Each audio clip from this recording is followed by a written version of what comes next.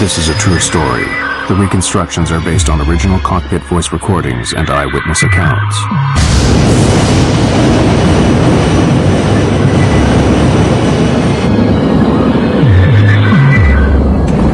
I can't see anything. Damn, we're off course. No, I can't see it. Way off. On June 1st, 1999, as an American Airlines jet prepared to land amid fierce thunderstorms, passengers knew they were flying into trouble. I don't know what made me aware, so doggone aware, that we were going to have a problem. Oh, no! Within minutes, their worst fears would be realized. Other one! Other one! Other one! Other one!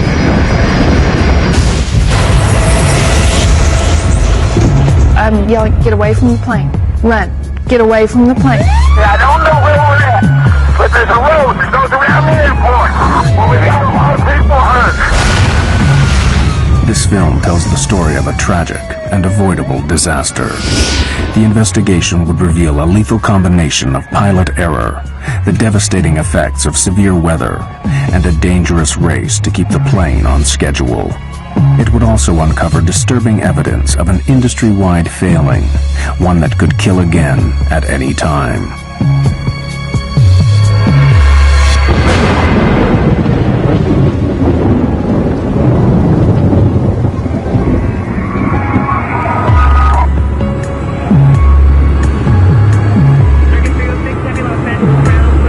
Despite reliable aircraft and extensive training, modern airlines and their crews face unprecedented pressures. Intense industry competition demands that the whole system, from the flight planners to the pilots, be efficient and on time. The stresses this can bring would play a vital role in the loss of Flight 1420.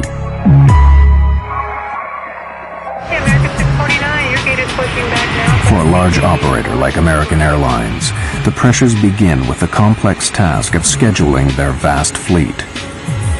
Dispatchers direct the planes around the world in a carefully choreographed dance.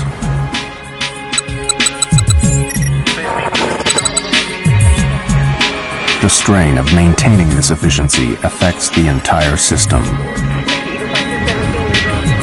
Of course, competition has become very intense, a lot of pressure on the dispatchers, pilots, flight attendants, and basically the whole infrastructure to accomplish the mission and make a dollar. Every effort is made to ensure that nothing disrupts these fragile schedules. But there is one variable that no airline can control: the weather.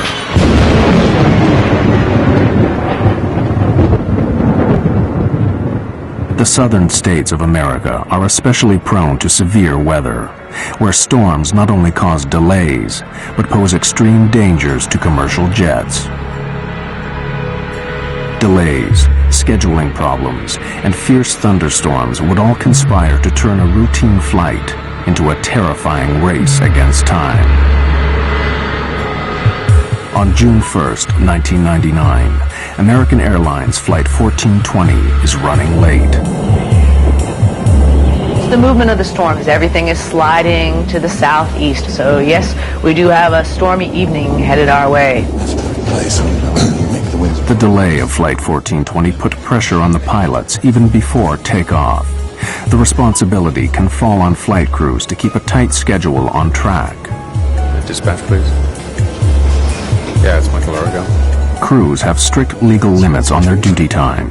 The first officer warned the dispatcher that they were in danger of running out of time. Sure, duty time limit at around 11:16.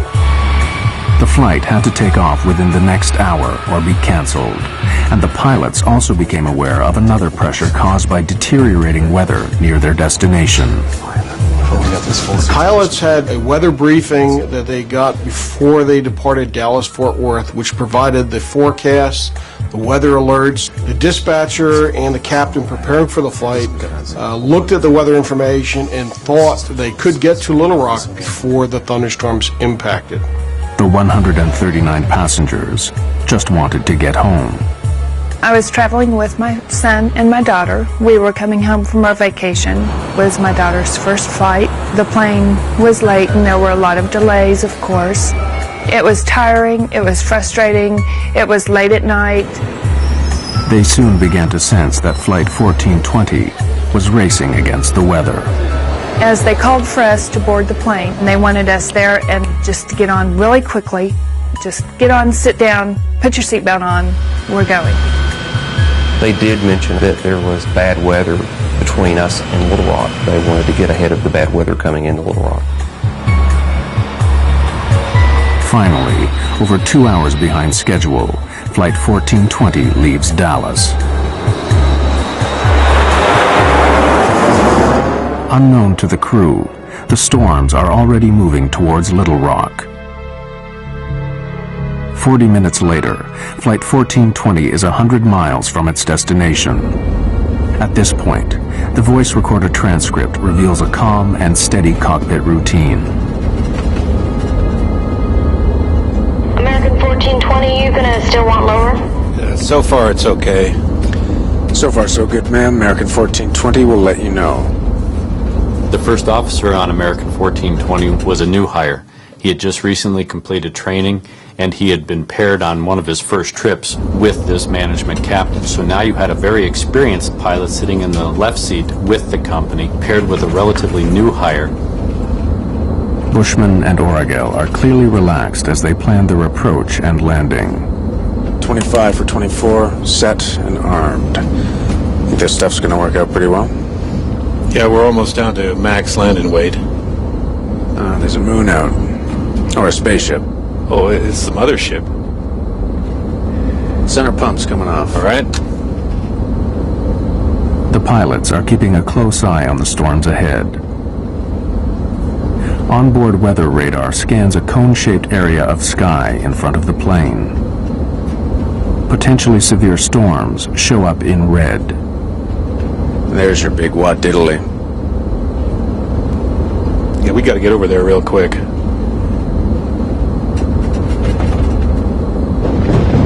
I don't like that. That's lightning. Sure is. The American Airlines dispatcher issued an update on the shape and formation of the thunderstorms. Right now on radar, there's a large slant to Little Rock. Thunderstorms are on the left and right, and Little Rock is in the clear, sort of like a bowling alley approach. Thunderstorms are moving east-northeastward towards Little Rock, and they may be a factor for our arrival. I suggest expediting our arrival. Dispatcher gave this flight crew the weather information. It appeared to him that there was going to be a gap, or what he called the bowling alley, where you had two types of thunderstorms, or two thunderstorms with an alley between it, and that the flight crew, if they had expedited their travel to Little Rock, could probably make it up that alley before the two storms closed together. As Flight 1420 descends, the plan to beat the storms is about to go seriously wrong.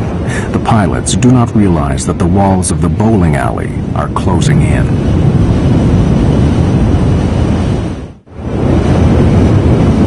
The route flown by American Airlines Flight 1420 is flanked by treacherous thunderstorms, a corridor the pilots call the bowling alley.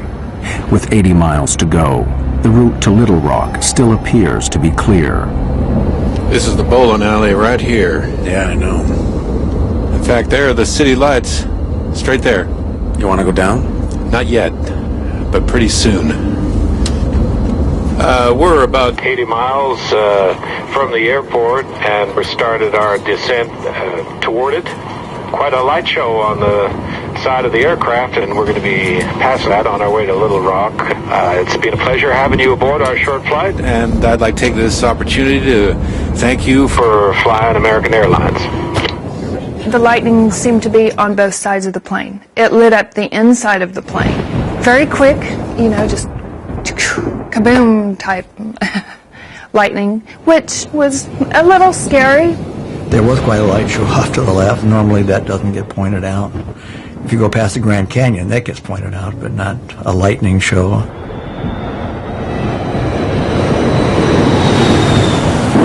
As the plane descends, transcripts of the cockpit voice recordings show that the pilots are aware of rough weather ahead. Just some lightning straight ahead. I think we're going to be okay, though. Right there. Right down the bowling alley. As my friends would say, California cool. Cool. Peachy. Exactly. 1420 at 11.3 for 10,000. When the pilots contact the air traffic controller at Little Rock, he gives the first of a series of alarming weather alerts. We've got a thunderstorm just northwest of the airport moving through the area now. Wind is 280 at 28, gusts 4-4, and I'll have new weather for you in just a moment, I'm sure. Gale force winds are gusting up to 50 miles per hour, enough to blow tiles off a rooftop. High winds pose a severe hazard for Flight 1420. Crosswinds make it difficult to control the plane on landing. The pilots must quickly determine if they are within safe limits. They calculate the strength of the crosswind from its angle to their final approach. All right, so that's 280 at 4.4. Gusts at 44. Right. Near the limit. Well, it's 40 degrees off. I mean, you're not out of the limit because of the angle, but that's pretty close.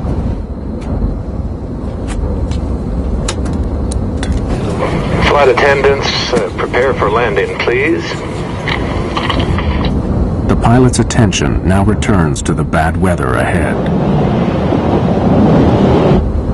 He said the storm was to the northwest of the field?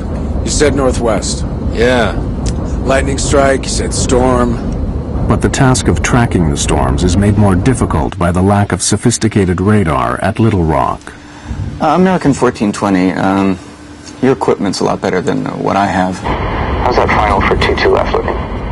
What's that? We can see the airport, but we can just barely make it out. We should be able to make 2-2. That storm is moving closer like your radar says. But it's a little farther off than you thought.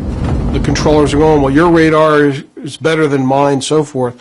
The controller in this accident had a monochromatic, or basically almost a black and white set of a radar, and could not determine the intensities of the storm.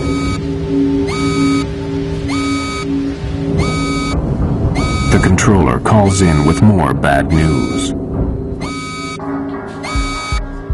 Wind shear is a sudden change of wind direction over a short distance. It is one of the most feared elements of a severe thunderstorm.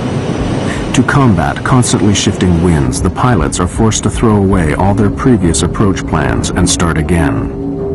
They have to reverse the direction of their approach, so they will be landing into the wind. Yeah, we're gonna need, We would rather go into the headwind, sir. The pilot's decision to land in the opposite direction is a prudent move, but it will create serious problems. Okay, right turn 250. The long way around? Yes, sir, you're a little close to the airport. Yeah, right. 250, that'll work. As the pilots turn to the new approach, the aircraft's weather radar, which scans in front of the plane, loses track of the thunderstorms. Worse still, the turn delays landing by more than 10 minutes, and with every passing moment, the storms are growing in intensity. Runway 4 right, 111.3042. I think that was the airport below us. Yeah, right, okay. Switching runways, keeping track of the storms, all adds greatly to the pilot's heavy workload. Okay, 2217 glide slope intercept all the way down. Missed approached right turn to 4000. Let's see, you got the airport, right? So yeah, I don't have the airport. Well, I'm saying you've got the ILS. Yeah, I got the ILS. Airline pilots, they make their money when they're flying into bad weather. When the weather goes down, now all of a sudden the workload starts to increase because you have to factor in low clouds, rain, lightning, thunderstorms, wind. All of these elements start to bombard you the closer you get into the airport environment. American 1420, it appears we have a second part of this storm moving through. The wind now is 340 at 16, gust 34. With the storms worsening, the pilots need to make it to the airport as quickly as possible. You want to accept the short approach, keep it tight? Yeah, but if you can see the runway, because I don't quite see it. Yeah, it's right there. All right. See it? You just point me in the right direction, I'll start slowing down. Give me flaps 11. The transcripts now reveal rising confusion on the flight deck as the captain struggles to fix the position of the airport. Okay, did you notice something? Did you see the airport there? Where? There, okay, right. You're on a base for it, okay? It's right there. Well, I'm on a base now? It's like a dog leg. We're coming in, and there it is, right there. I lost it. I don't see how we can maintain visual. The pilots now abandon their direct visual approach and request help from Little Rock's instrument landing system. But this delays landing even further. Approach, American 1420. American 1420, yes, sir. Yeah, there's a cloud between us and the airport, and we've lost the field. We're on a vector. Well, basically we're on the last vector you gave us. Which is like a dog leg, it looks like. American 1420, can you fly heading 220? I'll take you out for the ILS. This news footage shows the storm on the night of the crash. On the airfield, heavy rain cuts visibility even further. Captain Bushman is getting frustrated. See, I hate droning around visual at night and weather without having any clue where we are. The thing that was really getting to me was I knew we were getting very low.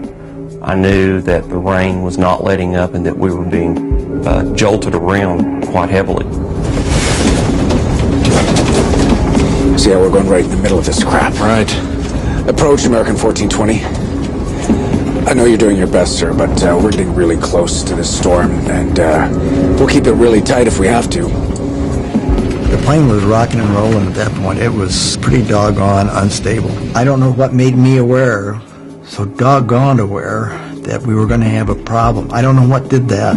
As Flight 1420 lines up for final approach, they head straight into the thunderstorm. The crisis for Flight 1420 is about to get even worse.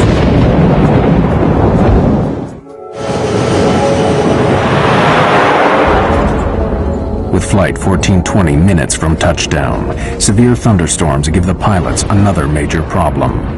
Blinding rain and thick cloud are obscuring the airfield.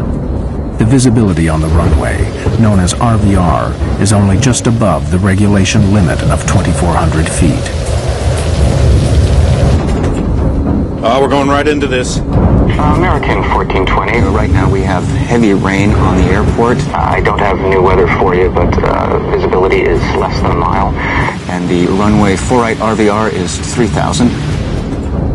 Visibility is down to 3,000 feet. The pilots are unsure if it's safe to land. 3,000? Roger that, 3,000, American 1420. This is 4-right, correct? American 1420, that's correct, sir. And runway 4-right, cleared to land. Can we land? 030 at 45, American 1420. 3,000 RVR, we can't land on that. No, 3,000 if what you do look we at... need? No, it's 2,400 RVR. Okay, right. Yeah, we're fine. All right. 15. Landing gear down. And lights, please.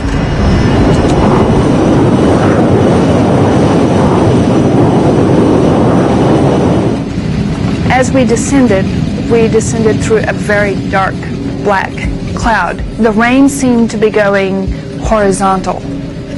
It was windy enough, apparently outdoors, that the plane was moving around a lot. I'd never done this before. I buckled up really tight, almost uncomfortably tight, and I was concerned enough. I put my shoes back on and got ready to go. There was something going on that made me very nervous. The crosswinds are way over the limit.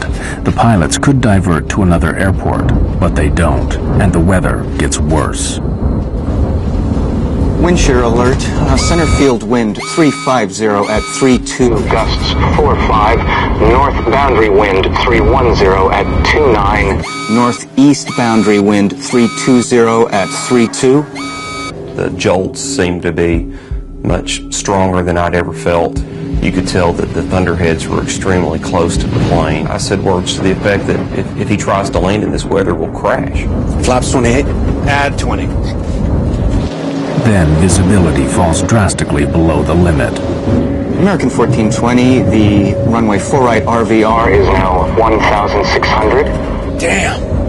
The pilots are rattled. Under pressure, they begin to make mistakes. Can't see anything. Looking for 460. It's there. Couldn't see anything. The wind was throwing the plane around so violently. I think it was enough of a crosswind that I was afraid we were going to land on the wing. We felt like we were going to tip over. I mean, it just felt that bad. You want 40 flaps? Yeah, I thought I called it. I knew the way he was jockeying the plane and the sounds of the engines that he was trying to get lined up for the runway, and I couldn't see it, and I couldn't see it, but I could tell we were close, and I kept thinking, where's the runway? 1,000 feet. 20.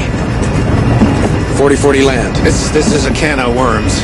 Wind is 330 at 28. I'm going to stay above it a little. There's a runway off to your right. You got it? No. I got the runway in sight. You're right on course. I got it. Stay where I you got it. I got it.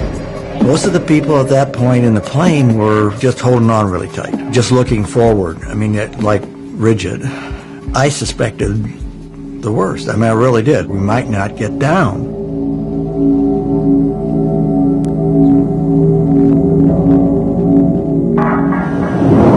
In the midst of fierce thunderstorms, Flight 1420 is about to land at Little Rock. Low visibility and high winds make the final approach treacherous. Wind 330 at 25. 500 feet. Plus 20. Wind 330 at 23. Damn, we're off course. No, I can't see it. Way off. I can't see anything. Got it? Got it! 100 feet. 50 feet. 40. 30. 20. 10.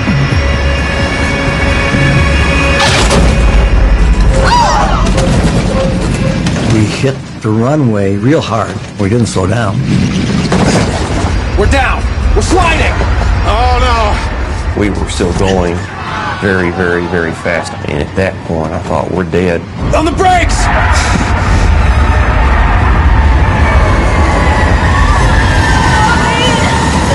It was just chaos. It was terrifying. Quite literally terrifying. Other one! Other one, other one.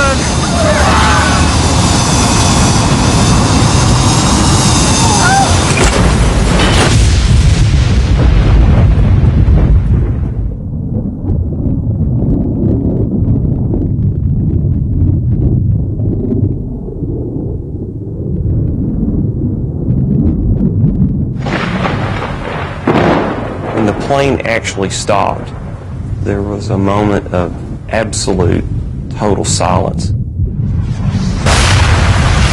There was fire in front of me, and I could see debris, and it was silent. And I thought, oh my gosh, I'm dead.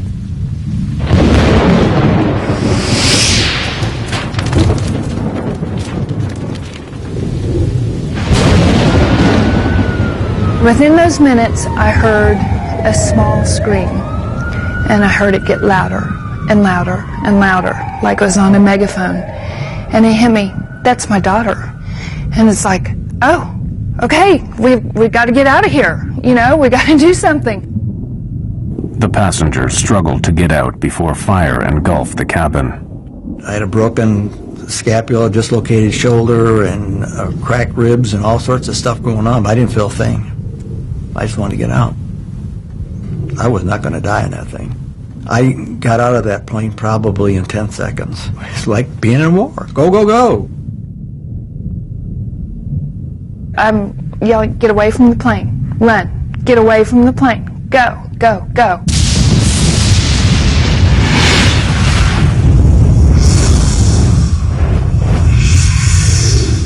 Some folks looked like they'd been in an explosion. Their clothes were tattered. I saw a man using his cell phone to call for help. Okay, I don't know where we're at, but there's a road that goes around the airport. Well, we got a lot of people hurt.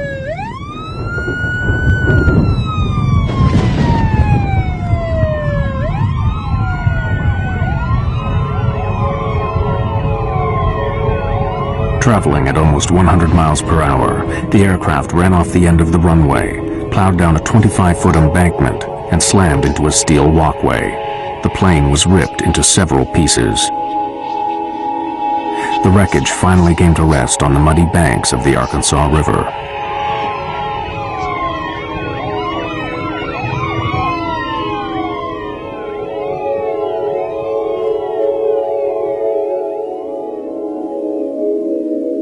10 passengers died in the crash. Captain Bushman was killed instantly when the cockpit was split open by the steel walkway. It was a shame I hadn't, literally a shame that I had not done more to save people. That's the worst nightmare I have.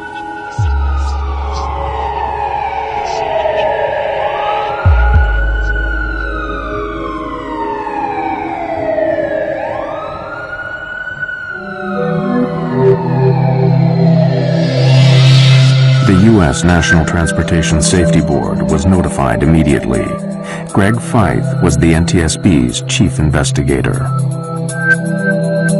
The night American 1420 happened, I received a phone call about 1 o'clock in the morning from our communications center at the NTSB advising that there had been an aircraft accident at Little Rock and there may be some fatalities involved. Fellow investigator Don Ike was quickly on scene. There's a sense of adrenaline as an accident occurs like this, where you're being launched to the accident scene. And there's a strong urge to get there, to try to find out what happened, to document the facts so we can prevent it from happening. The NTSB set up a command center close to the site. They would spend the next 18 months piecing together the events that led to the crash. We did have a basic idea when we got on scene of what had happened. We just didn't know why. We knew the airplane went off the end of the runway.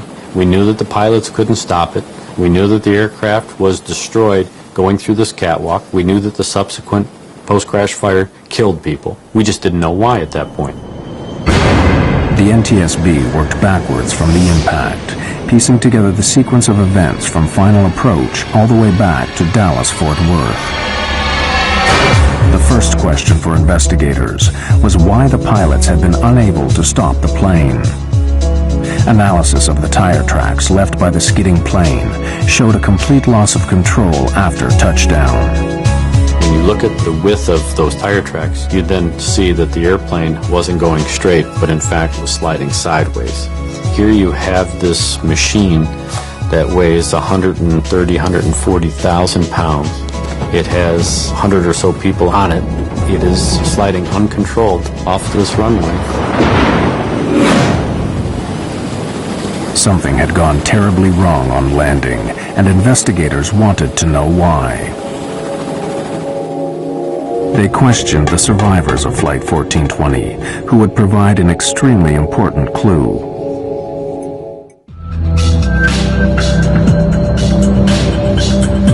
The NTSB needed to find out why the plane slid uncontrolled off the runway. They set out to interview surviving passengers, many of whom were local to Little Rock. Their eyewitness testimony would point the inquiry towards the most important mechanical system used to slow a plane down after landing. We were really interested in were those passengers that were sitting in a position right near the wings who could look out the windows and tell us whether they saw the ground spoilers deploy. Spoilers are large flaps that flip up on landing, literally spoiling the airflow over the wings. This is necessary to allow braking to take effect. None of the passengers saw the spoilers deploy. The NTSB compared their testimony with data from the airplane's black boxes. The flight data recorder, which monitors the systems on board during flight, confirmed that the spoilers had indeed failed to deploy. The implications were catastrophic. Flight 1420 had no hope of stopping in time. On the brakes! We're sliding! Oh no!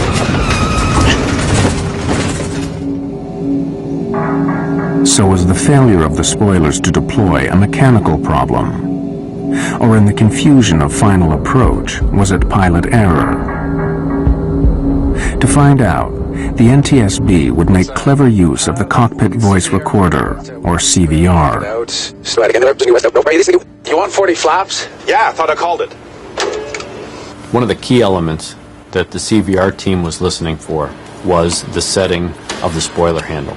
We saw on the flight data recorder that the ground spoilers didn't deploy. We wanted to know if the handle had been actually armed or not, and we were looking for a specific click sound. We couldn't find that sound on the accident CVR, which led us to believe that the handle was never in the armed position at touchdown.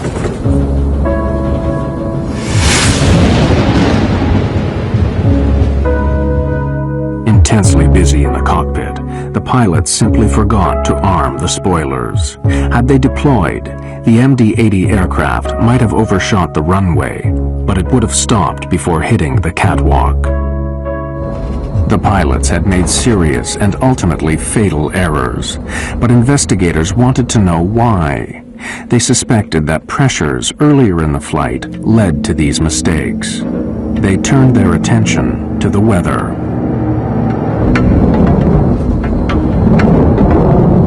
It was clear to us that severe weather had been in the area around the time of the accident.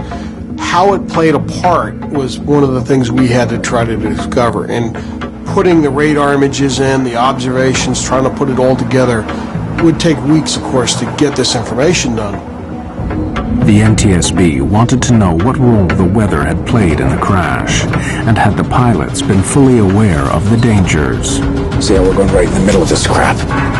One of the concerns that all pilots have when they're trying to land an aircraft is, of course, making sure that the crosswinds that they may experience don't exceed the capabilities of either themselves or the aircraft. The wind's now 350 at 30, gusts 4-5. Can we land? This particular flight crew had a limitation, not imposed by themselves, but imposed by the company, and that was that they were not allowed to exceed a 10-knot crosswind on a wet runway. Crosswind limits are clearly stated in the operating manual. The crew of 1420 were flying beyond regulation limits. This is a can of worms. There's a runway off to your right. You got it? No. This NTSB animation clearly shows the effect of the winds, causing the captain to make desperate last maneuvers. Winds definitely impacted the flight. If you look at the animation, you'll see him fighting the winds. Definitely not good. We're down. On the brakes. Other one. But when you start talking about a wet runway, thunderstorms, not a good scenario. But were the pilots of 1420 aware of the hazards posed by the severe weather? For the NTSB, the dangers of thunderstorms were all too clear. In 1994, a U.S. Air DC-9 fell victim to wind shear in North Carolina. The plane stalled at 250 feet and fell from the sky. A Delta TriStar crashed after flying into the most severe kind of wind shear that created an intense downdraft of air. So should the crew of 1420 have aborted the approach? There's the runway. There's two runways. Yeah, I know. See, we're losing it. I don't see how we can maintain visual. This NTSB weather animation overlays the path of the aircraft with ground radar images of the storm. Bushman and Orogel landed in lightning, torrential rain and hail, and 50-mile-an-hour winds. Based on the information that we had from ground-based weather radar, the flight crew of 1420 should have been seeing majority of that storm. They would have been seeing the leading edge going green, rapidly changing the yellow to bright red. Can't see anything. Looking for 460. As they progressed towards Little Rock, they started to paint the bad weather not only on their onboard radar, but they could see out the window lightning. And one of the key statements that this captain made, which basically summarized the entire flight, was the captain saying, I hate droning around visual at night in weather without having any clue where we are. I hate droning around at night when I don't know where I am.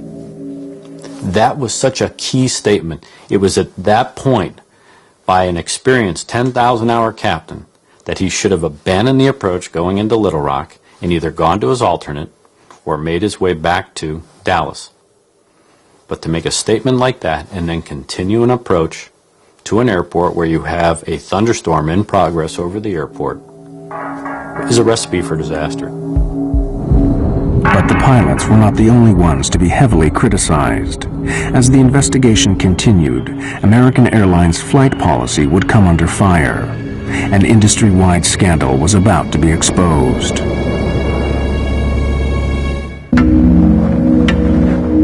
For months after the crash of Flight 1420, the NTSB dug deeper into the circumstances surrounding the Little Rock accident. The question was, who would take responsibility? American Airlines was reluctant to admit that their pilots had knowingly flown into a severe thunderstorm. Initially, they tried to pin the blame on the controller at Little Rock. Americans started legal action against the authorities responsible for airport controllers. Americans' lawyers claimed that the crew of Flight 1420 had not been given all the current weather information. American 1420, your equipment's a lot better than what I have.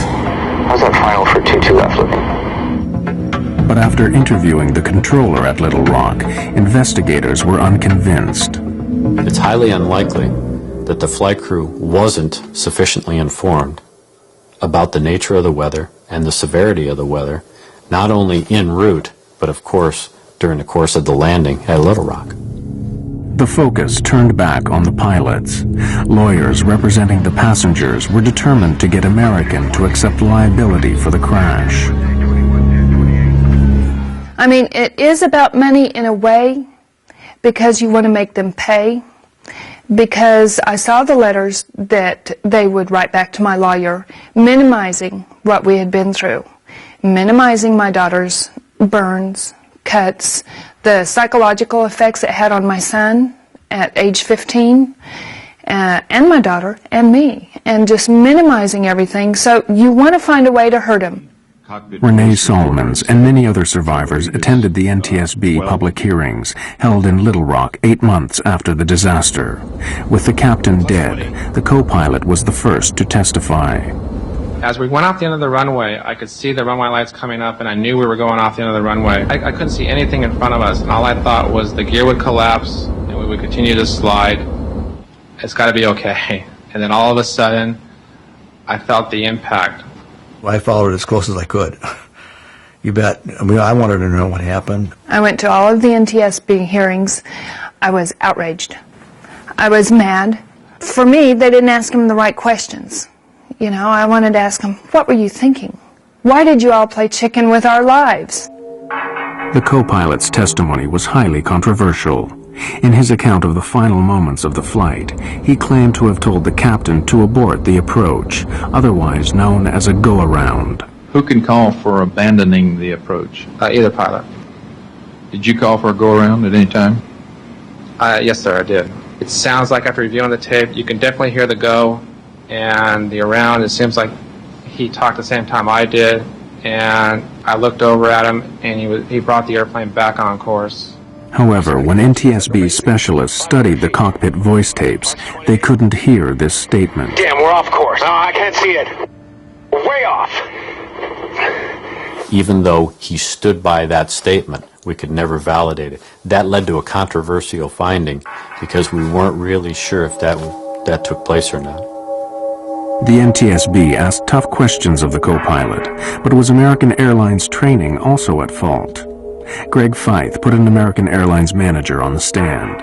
What were the company rules for pilots flying near thunderstorms? When asked the question, he basically responded that he just didn't want his pilots flying into that type of weather. Our pilots are forbidden to enter or depart a terminal area blanketed by thunderstorms.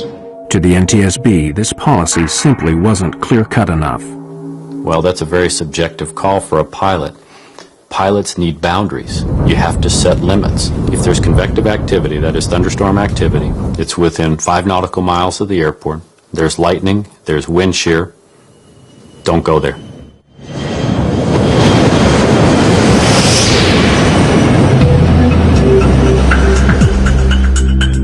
The deeper they looked, the more the NTSB found that flying into thunderstorms was disturbingly widespread.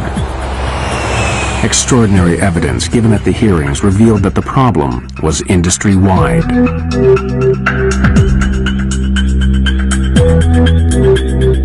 Experts from MIT spent weeks recording the flight paths of planes landing at Dallas-Fort Worth. They waited for thunderstorms and watched how pilots reacted. Their animation plots the planes coming into land, overlaid with radar images of the storms. Anything yellow or orange is a potentially severe thunderstorm. Of the 2,000 encounters with thunderstorms, 2 out of 3 pilots flew into the storm and landed their aircraft. I was very surprised by the testimony at the public hearing, given the fact that they're flying the best equipment, typically have the best training, have the best information available to them. For those decisions to be made to continue into harm's way, it was very surprising to me that they tried to do that. Pilots know that if we go into that thunderstorm, we may not come out of that thunderstorm, and if we do, it may not be basically in one piece. Why did so many pilots fly into danger? The MIT researchers found pilots were more reckless if they were behind schedule, if it was night, and if aircraft in front of them were also flying into bad weather. In the Little Rock case, 2 of those 3 elements were present. It was night, and they were running late.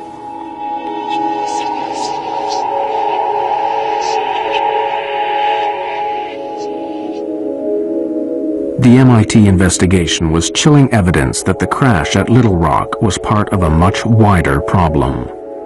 We're not seeing a major improvement, put it bluntly. There's a limited time for training. Weather was a significant part that set up the stage of this accident. We do not condone any operation to be conducted in such weather.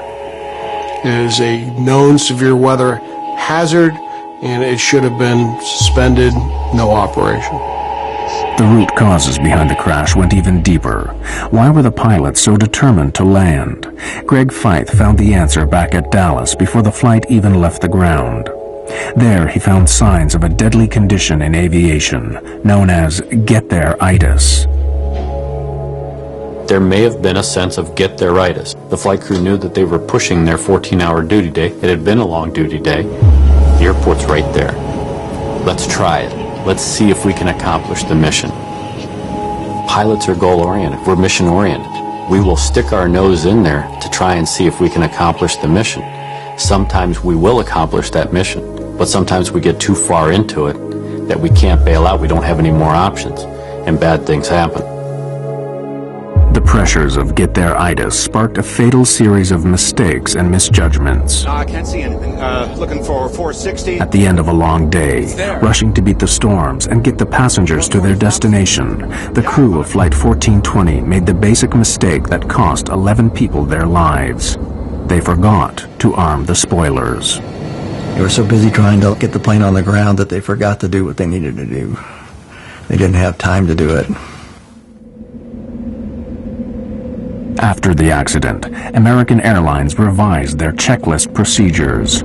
Both pilots must now confirm that the spoilers are armed, ready for landing. In October 2001, the NTSB published their report. They concluded that the 2 main causes of the crash were first, the decision to land in a thunderstorm, and second, the pilot's failure to arm the spoilers. American Airlines declined to take part in this film or comment on the findings.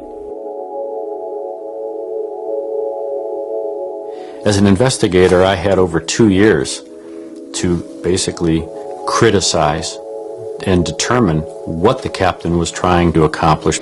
That particular captain had seconds to make decisions based on the information he was getting.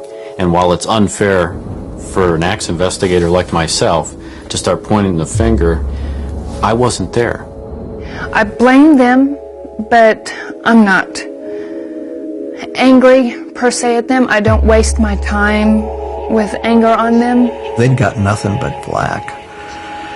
You can understand it, but I can't understand a person, wanting to kill himself either. We've been out and visited his grave at the Air Force Academy 3 times, and The guy just got caught up in a bad situation. I mean, been there, done that.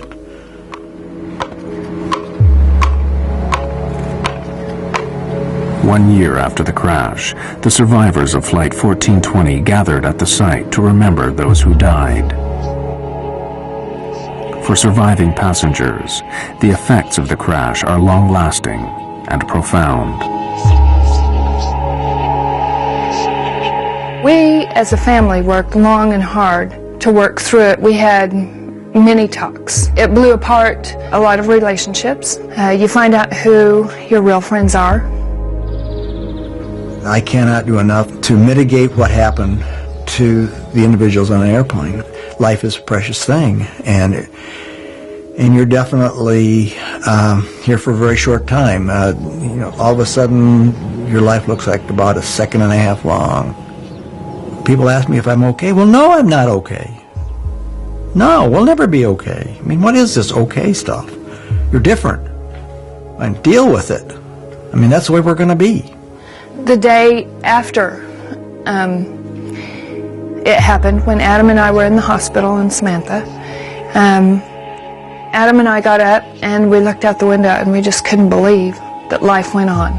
We just couldn't believe cars were driving and it was sunny and life went on, you know, because for us, life stopped.